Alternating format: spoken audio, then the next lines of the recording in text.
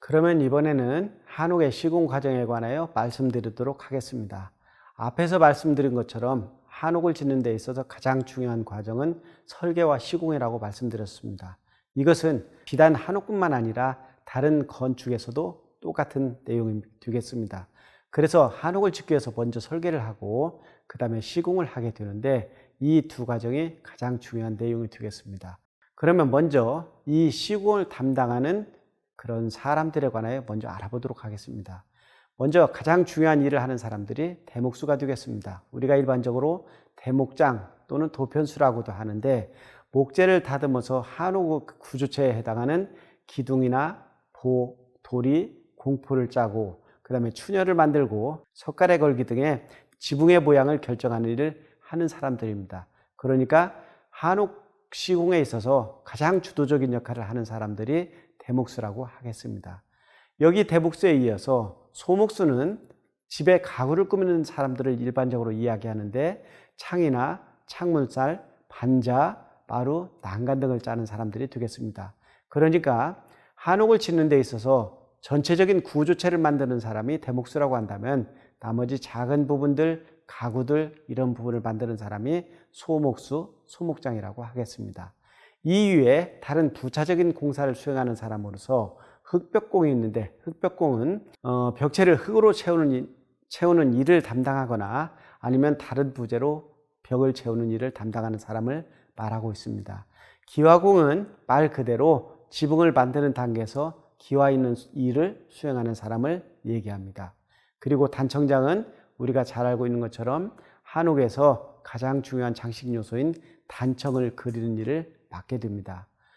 다음으로 석수가 있는데 석수는 주춧돌을 비롯해서 석재를 다루는 일을 맡는 사람을 말하고 있습니다. 우리나라에서 석재를 사용하는 건축이 많았기 때문에 석수의 기술은 매우 발달한 편에 속하고 있습니다. 지금 이 그림은 한옥을 짓는 과정을 그래픽으로 표현한 내용이 되겠습니다. 위에서부터 지붕에서부터 아래 기단까지 있는데 맨 아래에서 보시면은 먼저 기단과 주추를 놓고 그리고 기둥을 세운 다음에 보와 도리를 결구하고 그 다음에 종도리를 얹고 지붕 부재인 추녀와 석가래를 얹게 됩니다. 그리고 그 위에 기와를 얹은 다음에 마지막으로 용마루와 내림마루, 추녀마루로 마지막을 마감하게 됩니다.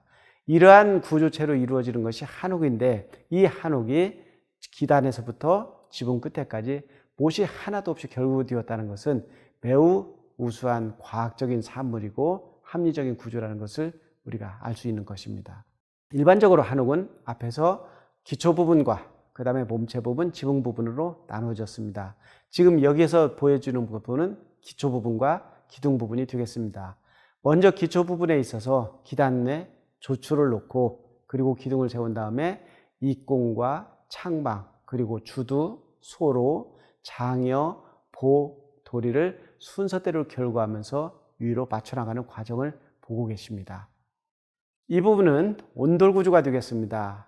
여러분들이 보시는 것처럼 먼저 아궁이에 있는 부뚜막에서 불을 지피게 되면은 두둑과 고래를 지나서 굴뚝을 통해서 연기가 나가게 됩니다. 그러면서 이 불이 바닥 난방을 실시하면서 위로 올라가게 되는데 여기에 쌓이는 재들이 여기 개자리라고 하는 그런 부분에 쌓이게 됩니다. 그래서 굴뚝이 막히게 되면 이 부분 청소를 해서 트여주게 되는데 이렇게 한옥은 온돌이라는 바닥 난방 방식을 독특하게 가지고 있어서 아주 과학적이고 뛰어난 기술을 보여주고 있다고 말씀을 드린 적이 있습니다. 이것이 바로 복사난방의 가장 대표적인 양식이 되겠습니다. 이 온돌은 한옥의 현대화나 아니면 한옥의 과학화 이런 부분에서 많이 응용될 수 있는 부분이기도 합니다. 그러면 지금부터 집 짓는 순서를 본격적으로 알아보도록 하겠습니다. 맨 먼저 집터를 잡게 됩니다. 그러니까 자연 지세에 따라서 집의 규모와 자양을 정하고 그리고 복거나 좌양에 관한 의뢰를 치르기도 합니다. 그런 다음에 설계를 합니다. 물론 이전에는 설계를 하지 않고 목수의 머릿속에서 그대로 나왔는데 지금은 과학적인 설계를 하기 위해서 설계를 하게 됩니다. 그래서 필요한 용도와 그 다음에 주변 기후에 적합하도록 건물을 설계합니다. 그리고 기초공사를 실시합니다. 건물이 들어갈 자리를 다듬는데 처음 땅을 정비하는 그런 내용들이 되겠습니다. 그러면서 계기에 관한 의뢰를 치르기도 합니다. 다음으로 정비한 땅 위에 초석을 놓는데 기둥이 놓을 장소에 초석을 놓게 됩니다. 그래서 초석은 앞에서 말씀드린 것처럼 가공한 가공초석과 가공하지 않은 자연석 덤벙주초를 사용하기도 합니다. 이때 열초에 관한 의뢰를 치르기도 합니다.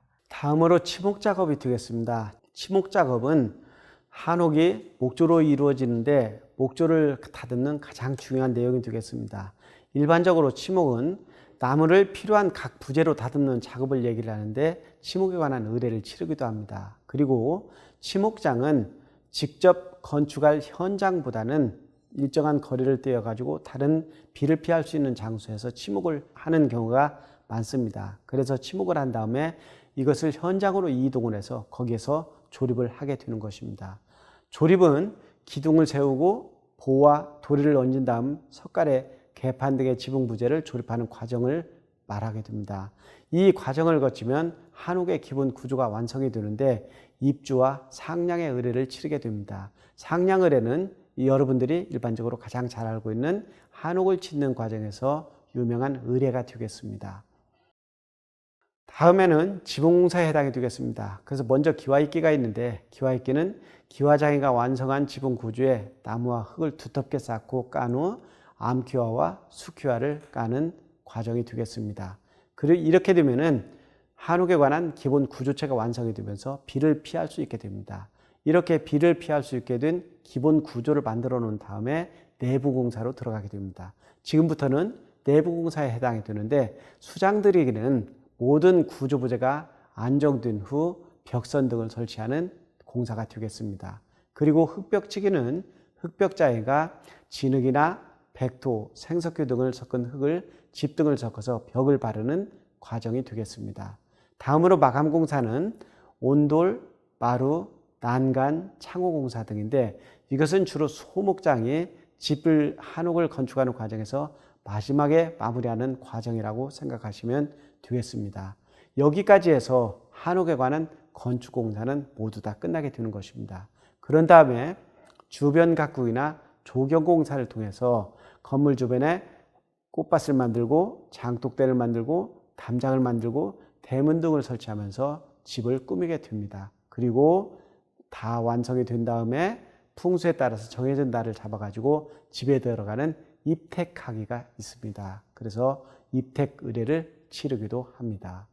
지금 보시는 도면은 컴퓨터 그래픽 작업으로 한옥이 완성되는 과정을 여러분들에게 보여드리는 장면입니다.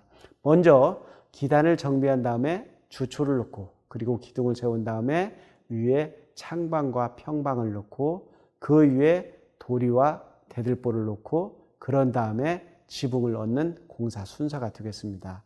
한옥은 이러한 과정을 거쳐서 전부 완성이 되게 되는 것입니다.